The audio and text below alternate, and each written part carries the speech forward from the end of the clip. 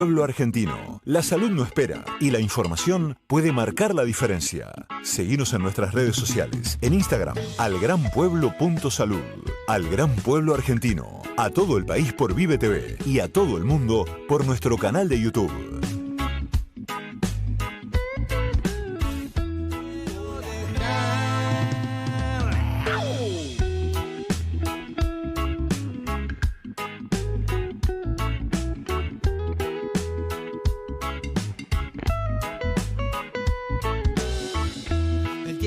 Pasa lento al verte hablar. Hablamos de momentos, de viajes, de lugar. Imágenes del tiempo. Seguimos en el Gran Pueblo Argentino. Me gusta cuando nos vemos así en pantalla dividida, ¿eh? Me gusta esa imagen. Muy bien. No sé si a ustedes también, Sí, pero me parece sí. que está buena. Hermosa mañana, ¿verdad? Qué linda que se ve la peatonal Córdoba. 25 grados tenemos en la ciudad de Rosario, Sí. casi 99% de humedad, una locura, no se puede creer, en pleno otoño. Vamos a ver qué pasa, se esperan lluvias para esta tarde-noche. Ya tenemos, prepárate el mate, si todavía no lo hiciste, prepárate el mate, prepárate el café, ponele algún tipo de endulzante en lo posible natural, como dicen nuestros especialistas acá cada vez que vienen. Porque tenemos un temazo, te lo anticipé hace unos minutitos nada más. La tenemos ya conectada, la vi hace un ratito cuando fui a los controles, a Luján Arcidiácono. No quiero mencionar mal el apellido, cualquier cosa ella me va a corregir del otro lado, que es politóloga y fundadora de la campaña nacional contra la violencia gineco-obstétrica. Luján, ¿cómo estás? Hola, ¿qué tal? Buenos días. Un placer recibirte. Te voy a pedir si podés bajar un poquitito más la cámara, porque justo el graph te tapa la cara. Ahí está, ahora sí, perfecto. Bueno, Luján, qué placer tenerte. La verdad que a veces las redes sociales tienen lo malo y tienen lo bueno, ¿no? Y lo bueno en este sentido ha sido que nos ha unido y nos ha hecho hablar en distintas oportunidades. Así que te agradezco muchísimo que ahora estemos dialogando, pero para que toda la comunidad nos escuche y que hablemos sobre esta campaña del DIU sin dolor.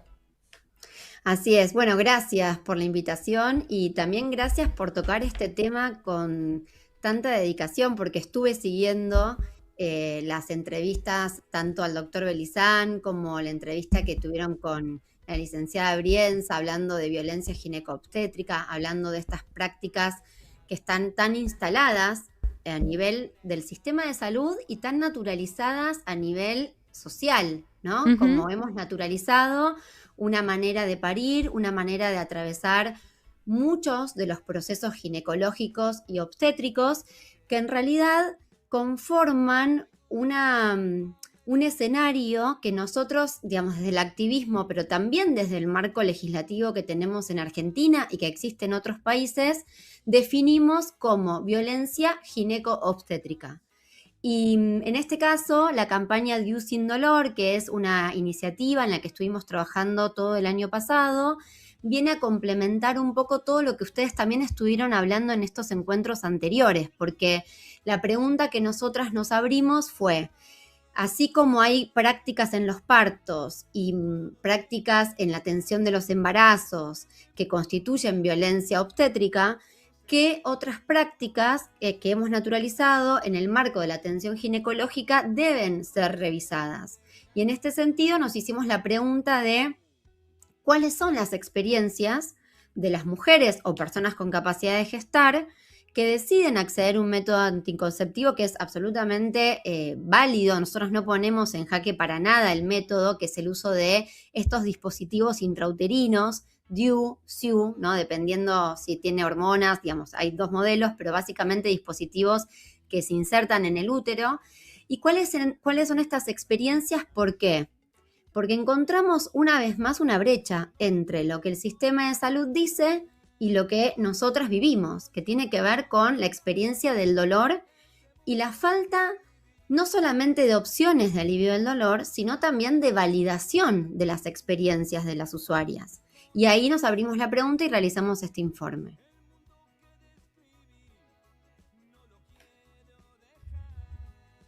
Ay, perdón, no escucho.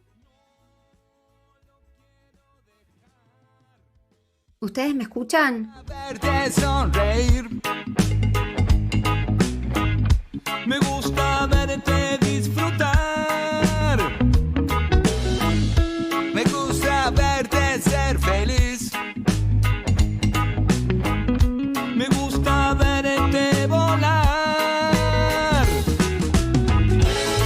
Conociéndote en Madrid, ese mundo que viví, ese era mi lugar. Hoy, hoy, hoy, hoy, hoy. Conociéndote en Madrid, ese mundo que ¿Ahora nos describí. escuchás, Luján? A ver, ahora no te escuchamos nosotros a vos. Ay, no me digas, Ah, ¿no? sí, ahora sí. ahora sí. Te quería preguntar con qué se encontraron en ese relevamiento nacional que hicieron. Bueno, básicamente le preguntamos a más de 1.300 personas, 1.372, qué experiencias habían tenido en relación a la colocación y al retiro de Ujú, estos claro. dispositivos. Y el dato más contundente es el siguiente: el 85% de las personas encuestadas manifestaron haber experimentado un dolor entre muy severo y severo, tanto en la colocación como en el retiro, depende, ¿no? La instancia de la pregunta. Lo cual es un primer gran dato, porque yo quiero contarles que, por ejemplo, en las guías del Ministerio de Salud de la Nación, guías que establecen protocolos de atención, en relación a este tema, se dice que solamente el 5% de las veces las personas usuarias pueden experimentar dolor, con lo cual el propio Ministerio de Salud está desestimando la experiencia de los usuarios al hablar de que es un porcentaje marginal. Claro. Y esto no es poca cosa, porque lo que sucede es que si el dolor y esas experiencias no son tenidas en cuenta, no hay opciones de manejo del dolor que existen y que son válidas y que son de hecho parte de lo que nosotras reclamamos como parte del protocolo. Es decir, si las experiencias son entre severas y muy severas en relación al dolor, el sistema debería garantizarnos algún tipo de recurso de alivio del dolor. Y eso no sucede, sobre todo en ámbitos públicos, ¿verdad? Luján, y en esto también considerás que hay, bueno, obviamente, si hay falta de información dentro de quienes tienen que propiciar como ese derecho, ¿qué pasa con las pacientes que van o los pacientes que vayan a colocarse, entendiendo como personas con capacidad de gestar, que quieran ponerse un DIU? ¿Se ve eso, esta falta de información, como un hecho de violencia ginecobstétrica? Sí, porque constituye por definición, o sea, tal cual como está establecido en la ley. En la ley hablamos de violencia obstétrica, así está legislado en Argentina. Nosotros usamos el término gineco-obstétrica porque es un continuum, no es que esa violencia aparece en el parto repentinamente. Tiene que ver más que nada con un modelo asistencial que, más allá de la voluntad de los profesionales, por supuesto que puede haber profesionales que a conciencia trabajan de una manera violenta, pero la mayoría no lo son. No podemos pensar que las personas estudian años para vulnerar o para trabajar de una manera en la que se ejerza una violencia. Lo que está sucediendo en realidad es que hay un sistema que forma a los profesionales y que se basa en ciertos estereotipos y tradiciones de maneras de asistir, en donde, por ejemplo, se ignora la experiencia del paciente. El calladita y no molestes, callate y pujá, ¿no? Esta frase famosa de los partos. Bueno, también ocurre en las consultas ginecológicas. El no seas exagerada, no es para tanto. Nosotros en el relevamiento no solamente tomamos datos estadísticos, sino también pedimos que cuenten experiencias. Hicimos un análisis cualitativo, ¿no? Del discurso. Y en estas experiencias aparece mucho esto del me decían que no moleste, me decían que no me queje, que ya terminábamos, que era un ratito. Y yo siempre pienso en esto y me parece que la mejor forma de graficar es la siguiente. Uno no escucha esto en, no sé, en el ámbito de la odontología. No pasa que la gente vaya al odontólogo y tenga que tener un tratamiento invasivo y de repente se le niegue la anestesia y te digan, cállate, no exageres, ya termino. No sucede. Totalmente. Entonces, Claro. ¿por qué sucede en las consultas ginecológicas? Porque se basa en estereotipos, en esto de o que somos muy sensibles, o que somos muy quejosas, o que tenemos un mal manejo del dolor, que son cuestiones más culturales, que no son solo del sistema de salud, pero que tienen parte de esa raíz. Por eso decimos que es una modalidad de violencia de género y así está legislada, porque tiene que ver con estereotipos y con patrones de vinculación en relación a las mujeres y personas con capacidad de gestar, que cuando vamos al sistema de salud terminan siendo la raíz que justifica o explica un montón de muchas prácticas y series de ejercer ese rol asistencial, ¿no? Entonces, es un problema que viene como mucho más de fondo que el Claro. punto concreto de la anestesia en el momento de la colocación, ¿no? Digamos, ese es el síntoma, que no tengas un recurso de alivio del dolor. Es la señal máxima de alerta, ¿qué está pasando? Pero en realidad el recorrido viene de todo esto que estamos diciendo. Luján, no es solamente lo que decís, como dijiste vos, correcto, que viene desde antes y los profesionales de salud que están en ese área siguen un protocolo. Es mucho antes donde tiene que empezar más allá del relevamiento que hiciste en este estudio de la muestra y lo que es el dolor, que es una experiencia sensorial desagradable, si buscamos un poco de lo que es el significado de Goethe y subjetivo, porque cada uno lo vive de forma distinta, y vos que lo hiciste de forma cualitativa, en general, con todas, porque dijiste que eran altos los índices de intensidad. Nosotros hablamos de intensidad de dolor, fueron todos altos y en un porcentaje también elevado de las personas que se relevaron. Así es, algunas de las frases que más nos marcaron al leer las respuestas fueron: sentía que me moría, Claro. sentía que me clavaban un cuchillo. Estas frases expresaron las personas que nos compartieron sus experiencias.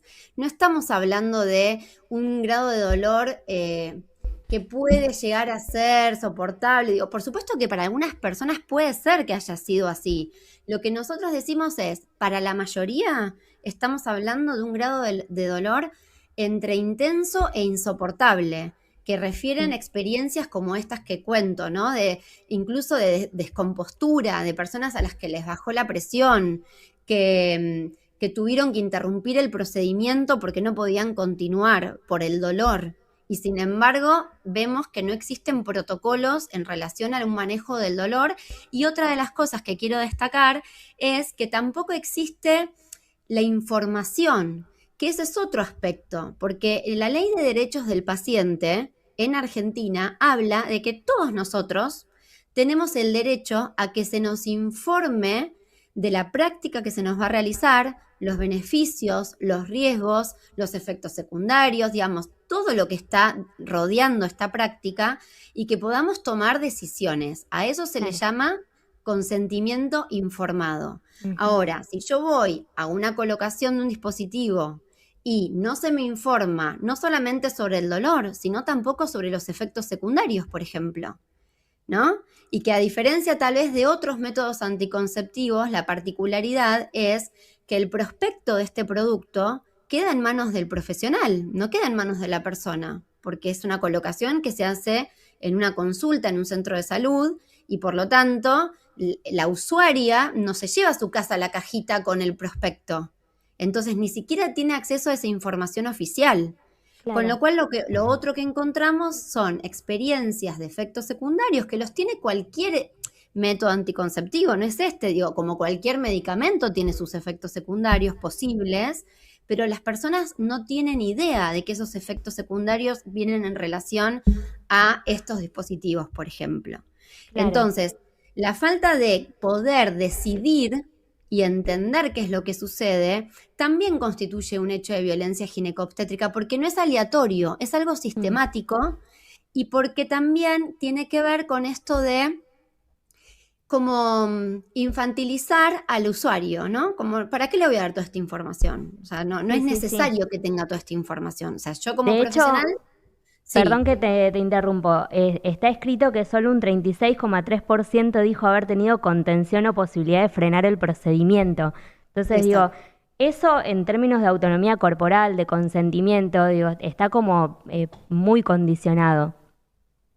Exactamente, estamos hablando que menos de 4 cada 10 personas tuvieron esa posibilidad.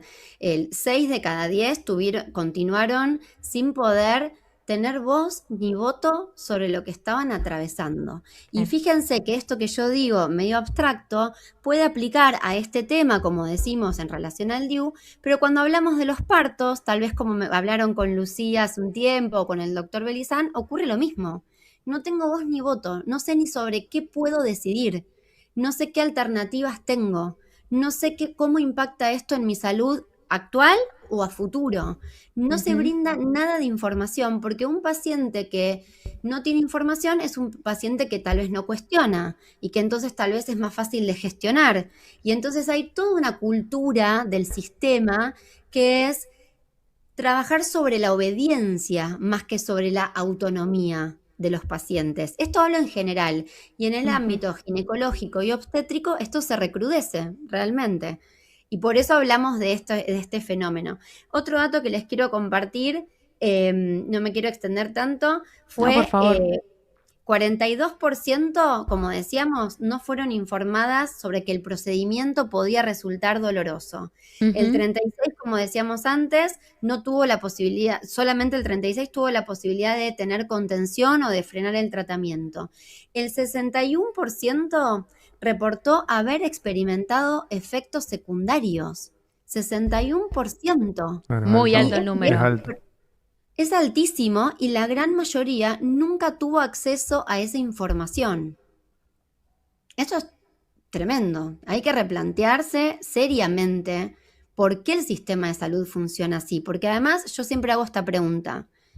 ¿En qué cambiaría en cuanto a los costos, a los tiempos, a la dinámica, trabajar distinto? ¿Por qué no se le puede decir a la persona en 2 minutos cuáles son los efectos secundarios y que cualquier cosa se acerque al sistema de salud si siente algo de todo esto? ¿Por qué no se le puede avisar que puede doler? Porque ni siquiera se tiene en cuenta. No es un tema de costos, no es un tema de no sé, no hay que hacer un gran cambio del sistema asistencial. Hay que cambiar la mentalidad y la cultura en la cual se forma a los profesionales y después se replica en el ejercicio del día a día. Tal cual. Luján, antes de despedirte, te quiero preguntar qué fue lo que te motivó a crear la campaña nacional contra la violencia gineco-obstétrica. Bueno, fue un camino muy interesante, principalmente, bueno, en Argentina hay una historia muy valiosa del activismo sobre el parto respetado. Y hay más de 20 años de trayectoria. A mí siempre me interesó mucho toda esa lucha. Con el correr de los años, además de ser politóloga, me volqué a ser dula, atravesada por mis propias experiencias de maternidad, que también estuvieron atravesadas por violencia obstétrica, aunque en el momento no lo sabía, lo entendí mucho tiempo después, como la gran mayoría de las personas. Como nos pasa a todas, sí, claro. Sabés que algo no estuvo bien, pero no terminás de entender qué pasó. Claro. Y cuando todos esos cabos se fueron atando, me pareció que era interesante organizarnos territorialmente en un formato de campaña para trabajar en la visibilización de esta problemática, ya no hablando tanto de parto respetado como concepto principal, sino hablar de violencia ginecológica y obstétrica, porque en realidad este es el fenómeno que tenemos que erradicar. Por eso hacemos más hincapié en este concepto. Y hoy justo quiero compartirles que es el Día Mundial de la Salud Mental Materna. Y qué importante hablar de salud mental materna y sobre todo decir que qué esperamos de la salud mental materna si las mujeres entramos a la maternidad rotas porque parimos y nos rompen en los partos o porque nos rompen en las consultas ginecológicas previas. Entonces, ¿qué confianza tenemos en nosotras, en nuestro cuerpo para alimentar, para sostener una cría, si el sistema nos dice todo el tiempo que estamos falladas y trabaja y opera sobre nosotros sin tener la capacidad de decidir casi sobre nada? Entonces, es crucial que pensemos que esto no es una lucha contra el sistema, sino que lo que queremos es modificar desde adentro el sistema, porque hay que decir que hay muchísimos profesionales que quieren cambiar esto también. Esto no es en contra de los profesionales, al contrario, es con ellos. En la campaña hay muchísimos profesionales que forman parte porque realmente también están viendo que se necesita este cambio en el modelo asistencial. Claro que sí. Sí. Luján, muchísimas gracias por estos minutos. Estamos muy contentos de haber hablado con vos, pero también de esta conexión que hubo a través de las redes sociales, así que gracias por este ratito con nosotros. Por favor, gracias a ustedes. Abrazo enorme. Bueno, estábamos hablando con Luján Arcidiácono, no lo quiero decir mal, es un apellido difícil. Y yo hoy estoy trabada. ¿Les parece que hacemos una pausa muy cortita porque faltan poquitos minutos para despedirnos? Ya volvemos, ¿les parece? Ya volvemos. Por supuesto. Alimentación, hábitos, descanso, rutinas, deportes, lesiones, estrés. De todo eso y mucho más, hablamos al Gran Pueblo Argentino. Todos los